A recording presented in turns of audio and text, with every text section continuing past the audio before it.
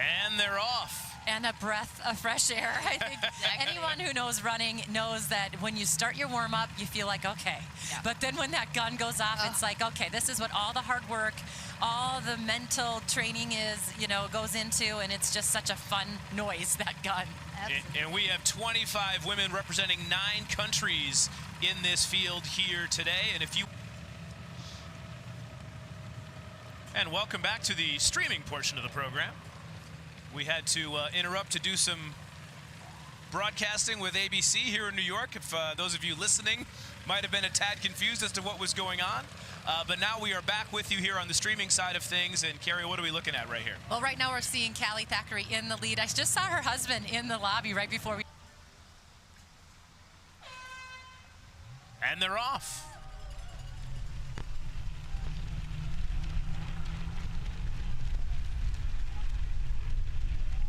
How important is pacing right out of the gate here? You don't want to come out too hot. Yeah. The greatest of all time over middle distance and distance running. I mean, we talk a lot about Eliud Kipchoge and the late Kelvin Kiptum, you know, but this man right here is someone that I think that we all have to talk about. 3-time Olympic gold medalist. I mean, you just go through the list, and he's also not only great on the track, but he's great on the roads. He's the 3rd fastest marathoner ever, and he's coming off of a 2:04. So, you know, the guy on the left in the orange, that's definitely the one to watch. Lots of different guys in this field right now. Our fastest man. You want to take over, Bex? Oh, fastest man on the field, Kenenisa Bekele. He is absolutely one of the most decorated men on the field. 4-time Olympic medalist, 16-time world champion, personal best of 60 minutes and 22 seconds. We also have up here Abel Kipchumba, around a 62-minute half marathon, but we have to take into consideration the elevation change. The topography of this course can throw anyone off their pace right now, so whether they're keeping it back, it's sort of a net downhill right now before they head into those hills, so we'll see what's going on here.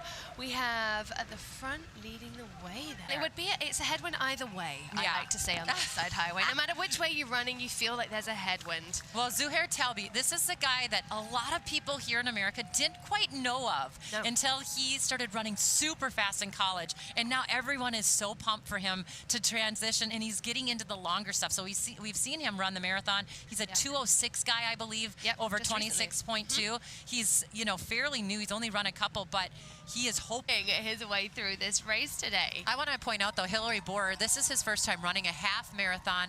He's in the blue in the middle. This guy's coming from the track, a steeplechaser, 7th in Tokyo, but really trying to see what he's made of on these longer races, and exciting to see that base that he's building.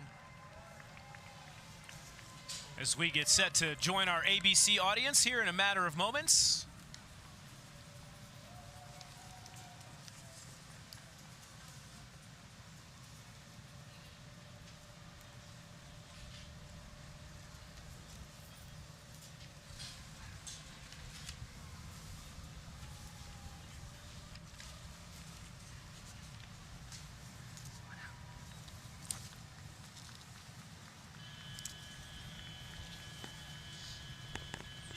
Pedro and Tony, thank you so much. We're looking live at the professional women and professional men's race as they make their way from Brooklyn to the finish line here in Central Park. But all eyes on Times Square as we are getting ready for the kids' race. Some 1,500 children about to participate, and that is where Brittany Bell is standing by. Hi, Brittany.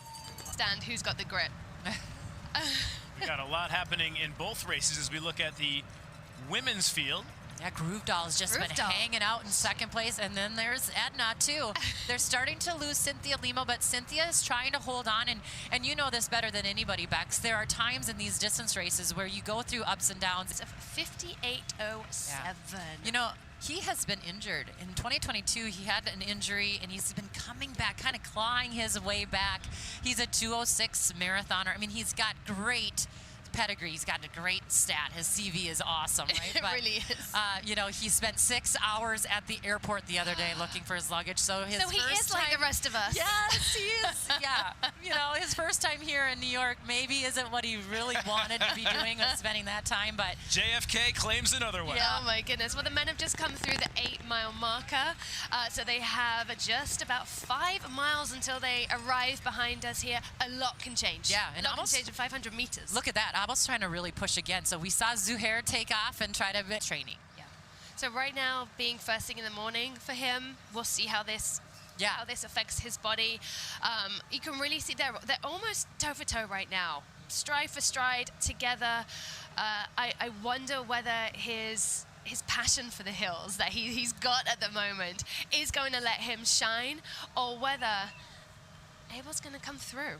Let's talk about the fasting here for a second, how much it contrasts to what a typical runner would have. What would the two of you have before a race in terms of fueling up when he's not having anything at all?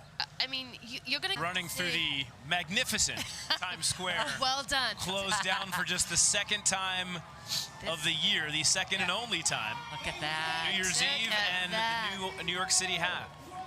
So this is going to give them all a boost, I would think, running through one of the iconic parts of New York, as you can hear there. Abel Kipchumba up in front. I mean, those two going back and forth, and that's what it's all about. I love that we have that kind of race going on.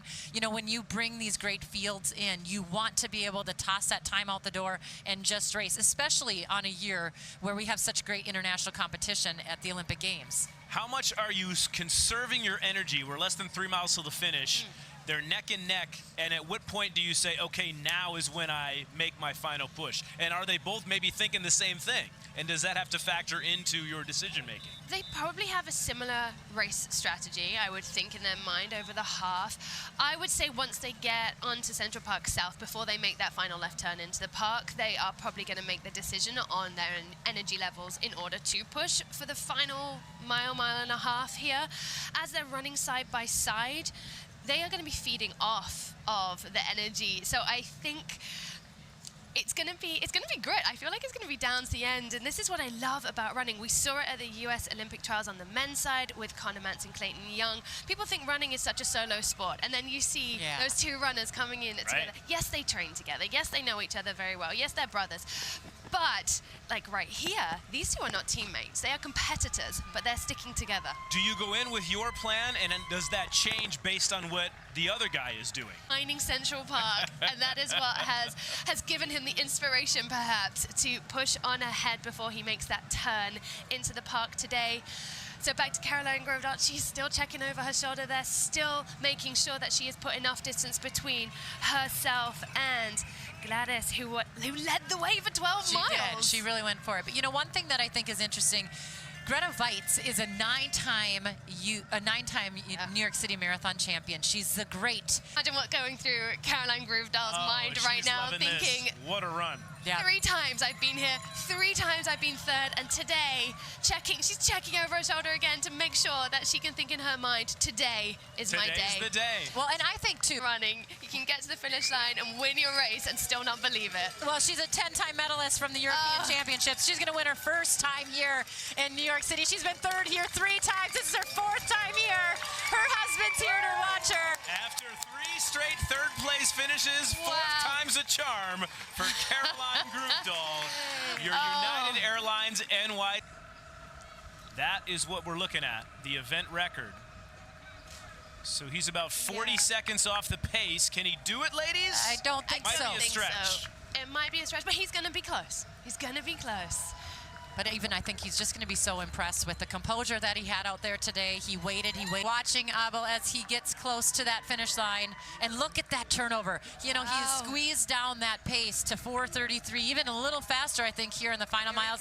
Just ticking over 1 hour right now. And in his US NYC half debut, Abel Kipchumba is your winner.